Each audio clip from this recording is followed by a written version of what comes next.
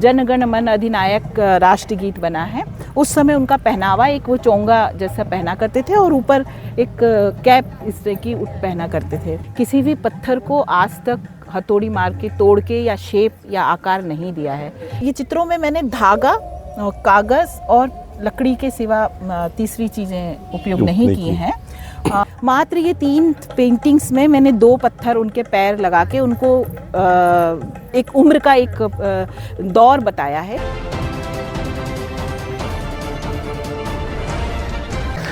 पत्थरों को तराश कर नायाब और दिलकश आकृतियां तो आपने ज़रूर देखे होंगे, लेकिन इस वक्त मैं जो आपको दिखाने जा रहा हूं वो दरअसल इस मायने में नायाब है क्योंकि इस पत्थर में यानी प्रस्तर कला में जो तस्वीरें बनाई गई है, जो आकृतियां उकेरी गई है, वह वास्तविक स्थिति में है।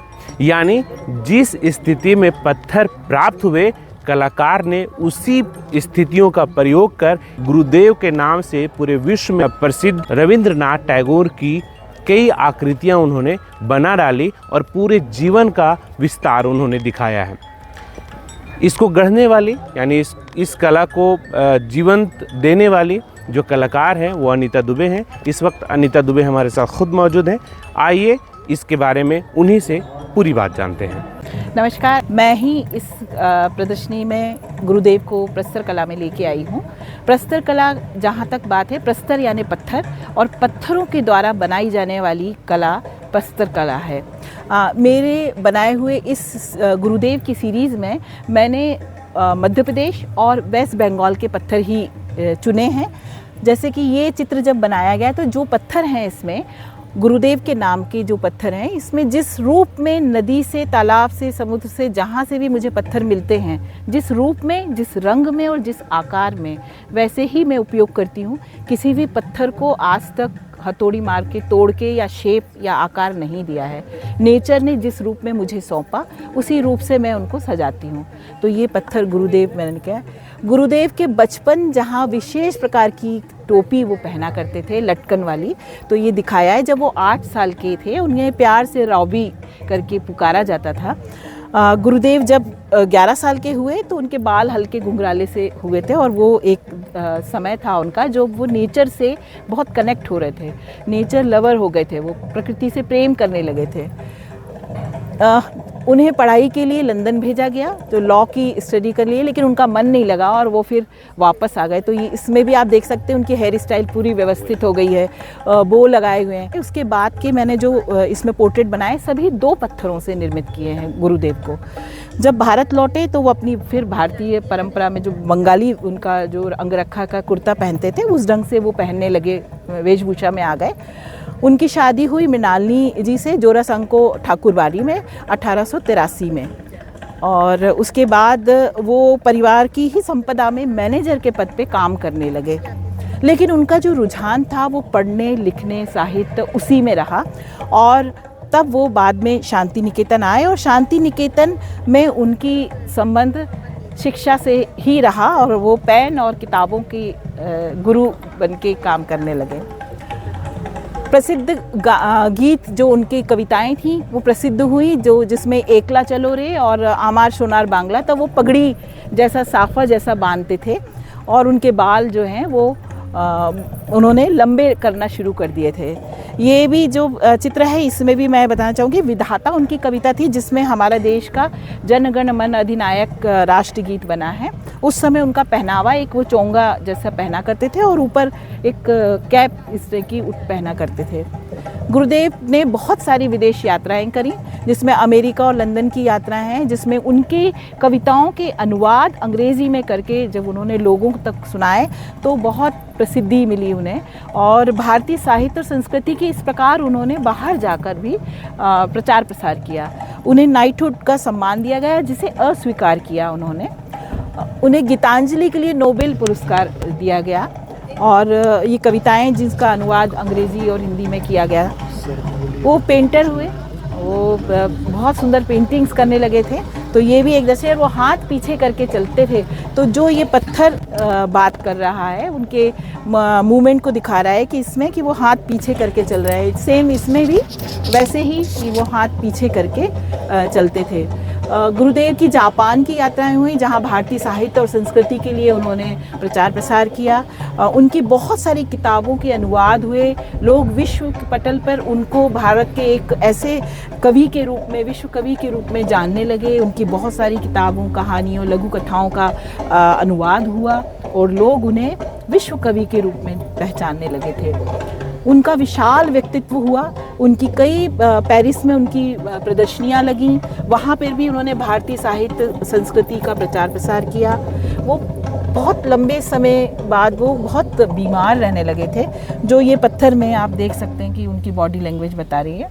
ये पत्थरों में मैंने ये चित्रों में मैंने धागा, कागज़ और लकड़ी के सिवा तीसरी चीज़ें उपयोग नहीं की हैं।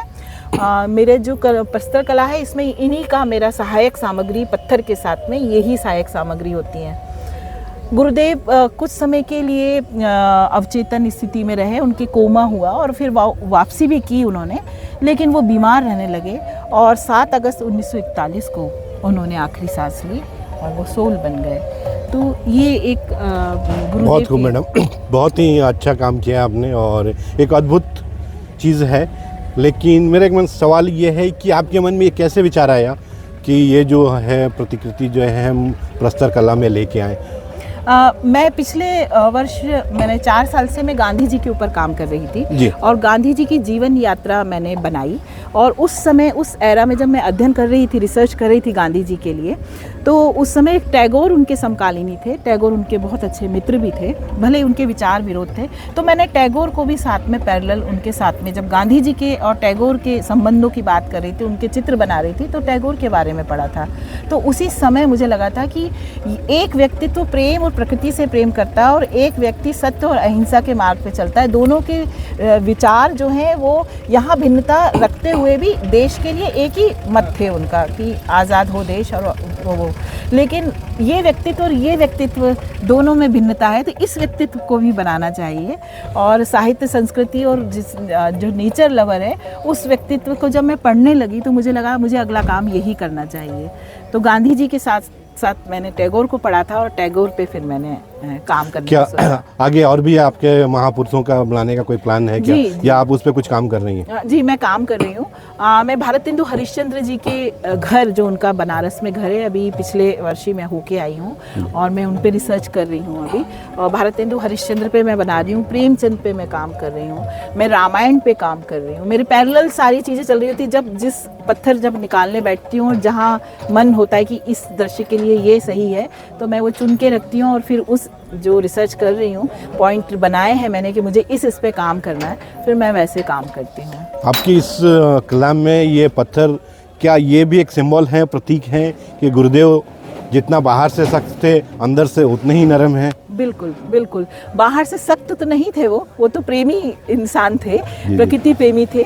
और तो लेकिन एक विशाल व्यक्तित्व था जिनकी सोच में संवेदनाएं और आदर्श भी थे। तो हम ये कह सकते हैं कि मूक जो संवेदनाएं हैं वो ये पत्थर बोल रहे हैं गुरुदेव के रूप में। तो जैसे गुरुदेव का नेचर से कनेक्शन था, मेरा ये नेचर के दिए हुए पत्थरों से कनेक्शन है। और ये पत्थर चूँकि नेचर ने ही हमें दिए हैं और मेरा काम सिर्फ सजाने का है, जो मेरी दृष्टि से। लेकिन जो पत्थर हैं वो अपने आप खुद बोलते हैं। जैसे कि आप देख सकते हैं ये मूवमेंट, ये पत्थर मैंने नहीं बनाया है, ये पत्थर मैंने रखा है, लेकिन ये पत्थर बता रहा है कि गुरुदेव ऐसे चलते थे।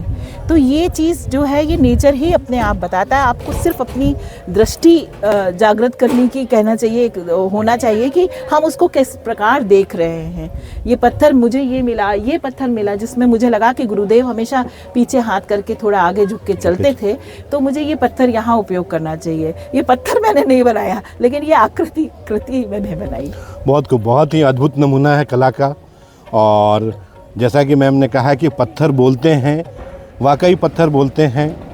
और कलाकार की ये मानसिक और चैतसिक परिकल्पना की प्रतिकृति है, जो निश्चित रूप से हम सबको एक उदाहरण के रूप में भी प्रस्तुत करेगी। और अच्छे कलाकार जो इस फील्ड में हैं उन्हें भी कुछ न कुछ करने का भी अवसर मिलेगा और उनसे कुछ सीखने का भी अवसर मिलेगा। Subscribe now and press the bell icon. Never miss an update.